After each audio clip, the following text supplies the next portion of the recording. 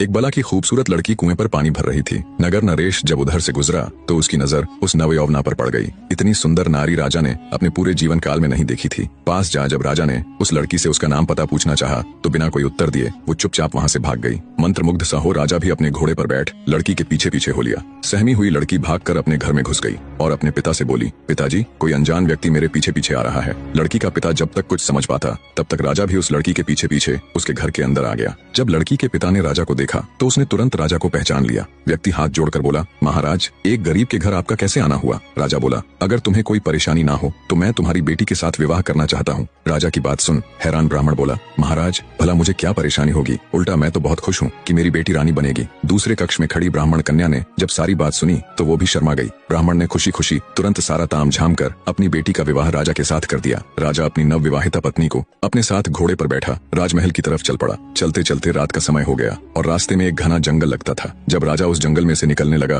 तो ब्राह्मण कन्या बोली, महाराज, मुझे बहुत जोरों की प्यास लगी है। रानी की बात सुन राजा घोड़ा रोककर आसपास कोई पानी का कुआं, कोई झरना खोजने लगा। उसी जंगल में एक खूंखार आदमखोर दानव रहता था। जब भी कोई उस जंगल से गुजरता तो दानव को आदम यानी मनुष्य की महक आ जाती थी। कई दिनों के भूखे आदमखोर को जब मानव गंध आई तो वो खिल उठा और तेजी से गंध की दिशा में बढ़ने लगा। कुछ ही समय में दानव रानी के पास जा पहुंचा। रानी ने जब अपने सामने एक खूंखार आदमखोर दानव को देखा तो उसकी चीख निकल गई। पानी खोजने गया राजा रानी की चीख सुनते ही घबरा गया और तुरंत भागकर वापस आया। देखा तो उसकी नव विवाहिता पत्नी एक खूंखार दानव की कैद में है। राजा हाथ जोड़कर रानी को छोड़ने के लिए दानव के सामने मिन्नतें करने लगा। अब दानव तो कई दिनों का भूखा था, इसलिए उस पर राजा की मिन्नतों का कोई असर नहीं हुआ। तब राजा बोला, सुनो राक्षस, मैं इस नगर का राजा हूँ। अगर तुम मेरी पत्नी को छोड़ दोगे तो मैं हर सप्ताह तुम्हारे भोजन के लिए किसी हष्टपुष्ट व्यक्ति को तुम्हारे पास भेज दिया करूंगा। ये मेरा वचन है। दानव सोचने लगा, अगर मैं आज राजा की पत्नी को खा लेता हूँ तो मेरी सिर्फ आज की भूख मिटेगी, पर अगर मैं इसे छोड़ देता हूँ तो हर सप्ताह मुझे बैठे बिठाए ताजा स्वादिष्ट गोश्त खाने को मिलेगा। ये विचार कर दानव ने राजा की पत्नी को छोड़ दिया और बोला,